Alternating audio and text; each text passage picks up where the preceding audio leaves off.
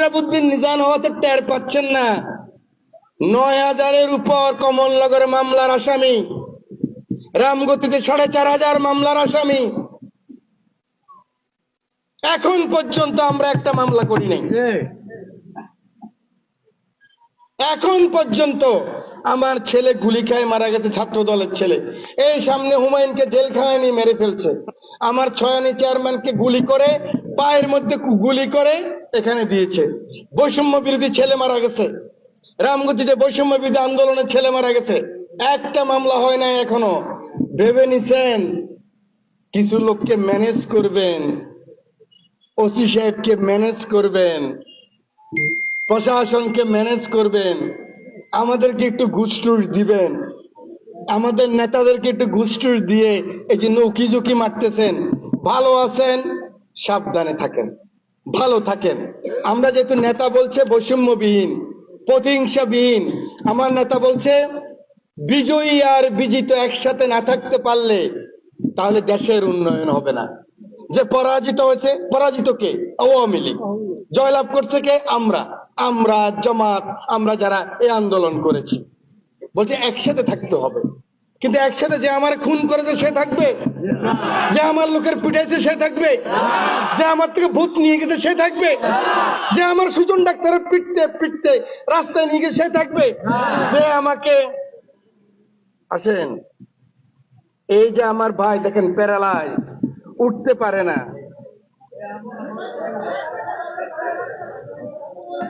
উঠতে, আপনারা চিনেন না? কি নাম?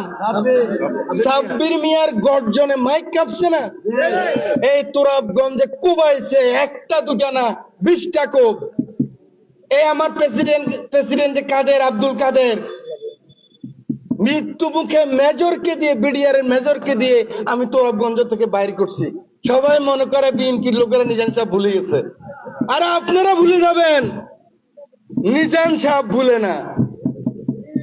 আমি ওই সময়ের অপেক্ষা করি। এখানেই তো বলে গেছিলাম হাসিনা থাকতে পারবে না। 26 তারিখে বলি নাই? 26শে ডিসেম্বর বলছি ভোট নিতে পারেন, এমপি হইতে পারেন, 6 মাসের বেশি টিকবেন না। 6 মাস টিকে নাই কিন্তু। ওত নেওয়ার পরে মাত্র 4 মাস ছিল। আমার রামগতির যারা ইনভলভ, কমলনগরের যে সমস্ত আওয়ামী লীগের নেতৃবৃন্দ, আমার চেয়ারম্যান ভাইরা বিএনপির অফিসে পর্যন্ত গেছেন। আমার বিএনপির প্রেসিডেন্টকে অফিস থেকে নামাইয়া সেক্রেটারিকে ধাক্কায় রিক্সা তুলে দিচ্ছেন। উপজেলাদার ভোটে দাঁড়াইছে, ধাক্কায় বাড়ি পাঠাই দিচ্ছেন। আমার আলী ডাক্তারে পিটাইতে পিটাইতে কেন্দ্র থেকে বাইর করছেন। আমার অসংখ্য নেতা কর্মী বাজারে উঠছে, কান ধরছে, বাজারে উঠছিস কেন? মনে করছেন ভুলে গেছি? সময়ের জন্য অপেক্ষা করতেছি। যদি ভালো হয়ে যান, চুপচাপ থাকেন, কোনো অসুবিধা নাই। কিন্তু সাধারণ আওয়ামী লীগের সাথে আমাদের কোনো বিরোধ নেই। আমরা বৈষম্যবিহীন সমাজ করতে চাই। গুন্ডামি করছে 300 লোকে, 200 লোকে, বাকি লোক তো করে নাই। বাকি লোককে তোমরা নষ্ট করছো। ওদের মাথার উপর বড়ই রেখা, তোমরা লবণ রেখা, তোমরা বড়ই খাইছ। এবার লবণও খাবো তোমাদের মাথার উপর রেখা, বড়িও খাবো তোমাদের মাথার। ভদ্রতাকে দুর্বলতা ভাইব না ভাই, ভদ্রতাকে দুর্বলতা ভাইব না। আমার তো যে দুটি যাইতেছে, জব জাউডি যাইতেছে। 15 মিনিট শেষ, বক্তৃতা কিভাবে করবো? আজান দিবে। আমি সরাসরি এবার নির্বাচনের দিকে আসি।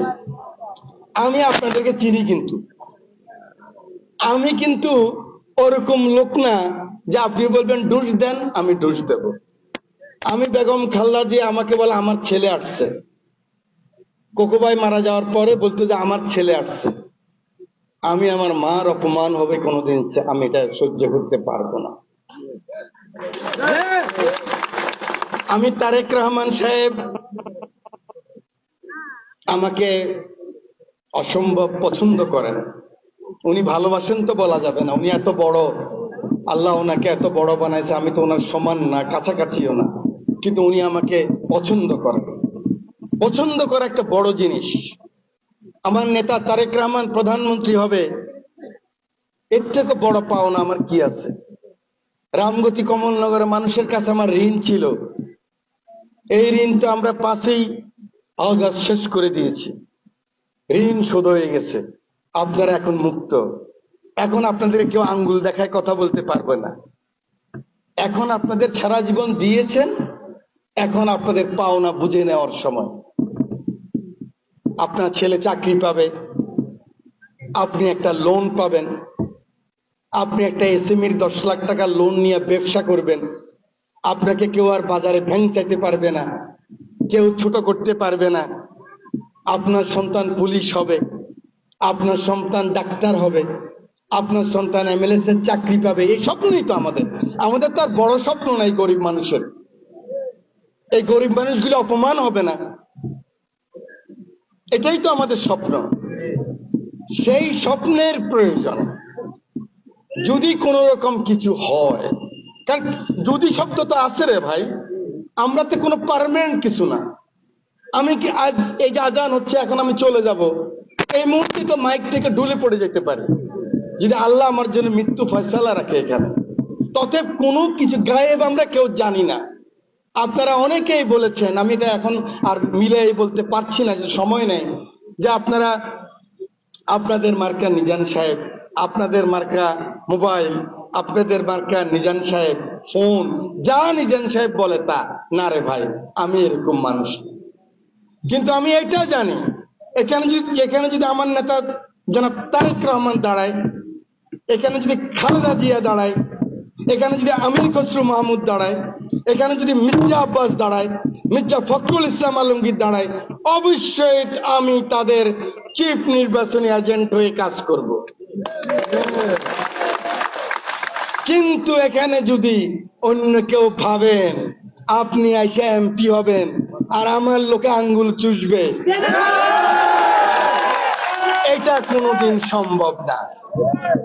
সিদ্ধান্ত পরিষ্কার। তবে না, যেহেতু আমি ইমোশনাল কাজ করি না, আগামী 6 মাসের প্রোগ্রাম আজকে ঘোষণা করতেছি। প্রত্যেক ওয়ার্ডে ওয়ার্ডে একদিন এক ওয়ার্ড, এরকম না মিটিং একটা করে চলে আসব, প্রত্যেক ওয়ার্ডে আমাদের সভা হবে, উঠান বৈঠক হবে। আমার ডেট দিয়ে দেব, সেখানে আমার বোনেরা থাকবে। সেই ওয়ার্ডে 3টায় শুরু হবে, 6টার সময় এই ক্যাটাগরি নিয়ে যাব। কারণ একটা ভদ্রতা তো আছে, সকালের লোকে খাইছে, বিকেলের লোকে না খাইতে পারলে। এইবার 155 দিন, 155 দিন পরে আপনারা যদি সকলকে নিয়ে পায়ে হেঁটে কমলনগর সভা করতে পারি, 40,000 নারী পুরুষ নিয়ে, রামগতিতে 40,000 নারী পুরুষ নিয়ে, তখন সিদ্ধান্ত দেব কি পাহাড়ের সাথে যুদ্ধ করব না আসমানের সাথে যুদ্ধ করব। সেদিন যদি আমার বুঝ হয়, আমি বুঝতে পারি, আমার নেতা কর্মীরা, আমি তাদের মার্কা, যে কোনো কঠিন সিদ্ধান্ত নিতে আমি কিন্তু দ্বিধা করব না ইনশাআল্লাহ। রামগতিতে 60,000 নারী পুরুষ নিয়ে উপস্থিত হতে পারবো। অতএব এখন থেকে আমাদের ভোট যুদ্ধ শুরু হয়ে গেল। এই যুদ্ধে নারী পুরুষ ভাই বোন সকলে আমরা ঐক্যবদ্ধ হয়ে কাজ করব। আল্লাহ হাফেজ।